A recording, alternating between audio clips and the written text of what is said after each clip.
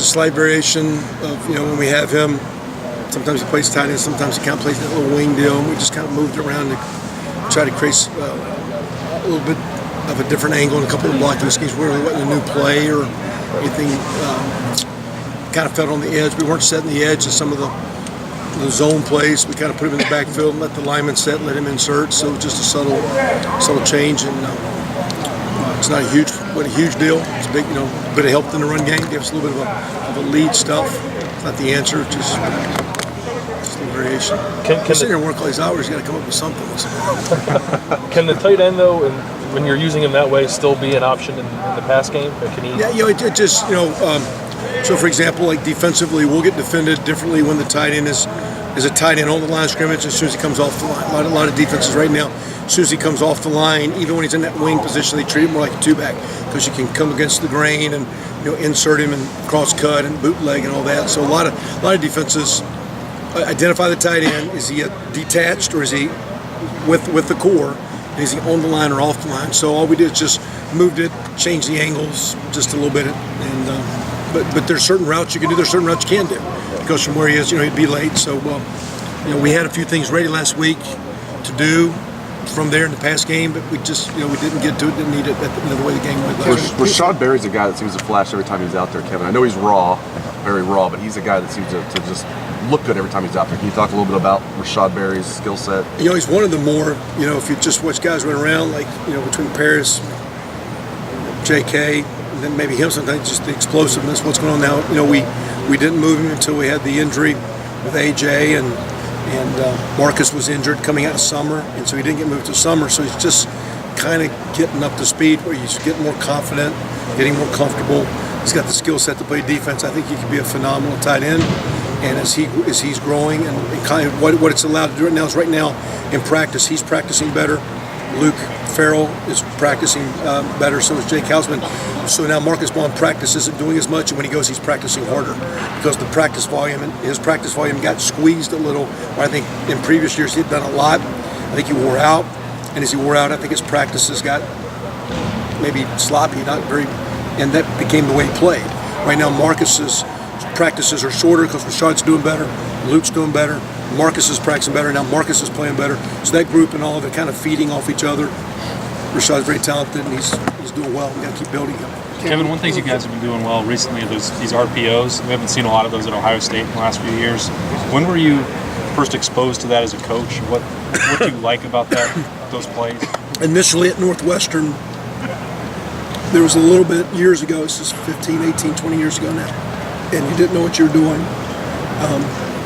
But initially it was like, hey, if you didn't think you could block the guy around the bubble, kind of started that way. Then it started, I would say the last couple of years, it was probably like 150, 180, 120 times on the running play. There was an option to throw just what we call relief, which is just a bubble pass or a stop now route or something quick. Over time, you started watching guys, and we kind of didn't really come up with it, but we did it about 2012-13. We started reading linebackers and safeties and throwing slant routes and those intermediate throws, and watched a lot of just Baylor and Oklahoma and Oklahoma State and other guys that did it. You just watch it. So our defense plays so much man-to-man that even when you play fake, you got to beat a guy man-to-man. Some of those RPOs work better against zone teams where there's spaces. But it's gotten where it used to be zone, throw a bubble, or zone, throw a hitch. Now it's like zone and throw slant routes and throw fade out routes. And even once in a while, we've even practiced it here. And actually had it in the game, it hasn't worked out yet. We've actually had it where there was a deep shot off of a running play. But it's also, it's a running play. So if they're blitzing, it's not protection. Your quarterback's going to get killed. It's not a pass play. There's not hots. And so you got to be very smart and careful. So it's just, you got to be calculating how to do it, or you can burn yourself too. And so what makes JT a good fit for that? You talk about the smart. He always made a bunch of reads in the zone read game. Is that just a natural extension of that? Well, and again, very mature, played so much. So I think he's very quick mind and very quick hands. And of all the things at quarterback, everybody talks about size, ability to throw it, and arm speed, and ball velocity, making shots. But a guy with got great vision, quick mind, and quick hands. Because you're kind of playing shortstop. A quarterback's not in a spread offense. He's not a baseball pitcher. He doesn't have the luxury of winding up and throwing when he wants to throw. He's playing third base and it's coming down the line. He's got to catch it and get it out. And so a quick-handed kid. So he's got quick hands. He's played a lot. He's very mature. He's got a quick mind. I think that allows him to distribute the ball really, really well. Very Kevin, well. Marcus said after the game that things have been simplified. Now maybe it was just for him, kind of his assignments on certain plays, or was it more the offense in general? To me, our offense is still very complicated. I try to eliminate clutter. So sometimes they'll start talking about things like,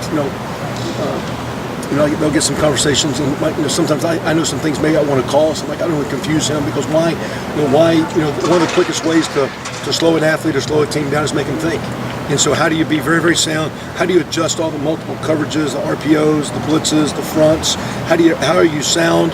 But yet it's so simple. Your kids aren't thinking so much because when you're thinking about what to do, you can't think about how to play. So there's a fine line. So you don't want to be so simple. You're vanilla.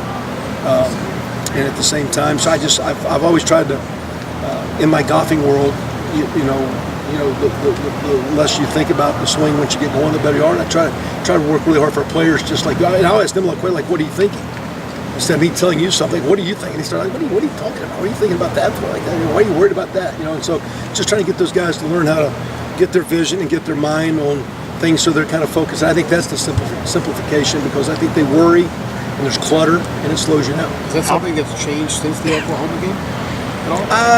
I've been like that from the get-go because I'm not smart enough to think too much about stuff. So I just think Oklahoma game, and we didn't mean to, but by design, we just got a little bit all over it and have a good week of practice trying to get in a rhythm of flow. And since then, we've added a lot. And we're not different. We're just focusing on different things. I think we're practicing better. I think it's where, as a staff, we've done a better job of getting Coach, it. Replacing Brandon this week. Does that change at all what you are thinking about doing? Are you doing maybe some different things in your game plan this week than you might have with it if he was still there? We're very blessed to have some really good players. Matt Burrell's played a lot. Demetrius Knox has played a lot. Malcolm Pridgeon's been in there with Mike Jordan. You got Brady Taylor. So we've been having 6-7 inside guys. And if you concentrate on trying to cover up a guy or hide a guy at the level we need to play with, there's so many blitzes and twists and things that you got to account for. You got to trust what you're doing, count on the guys. They've had good weeks of practice and ready to play. They played well last game. They're going against a great defensive front every day in practice, so they're immune to going against talented players at multiple looks. And we're pushing those guys hard, and I expect them to play well. And we'll keep pushing those guys and move forward. Bad deal for Brandon. We thought he was our most consistent and one of our best five. That's why we moved him from tackle to guard. But these other guys have played a lot. They're going to be very good. Two more questions. I know everything you said is true, but how tough is it when the expression is next man up and that next man isn't immediately apparent? You've got to have a fight for a position in the middle of a season. How hard does that make it on everyone? Well, to me, you always want the fight. I mean, you've got D linemen fighting to get on the field now. Right. That's competition. That's a beautiful thing, and you want those tailbacks fighting to be the guy, and we got competition at receiver.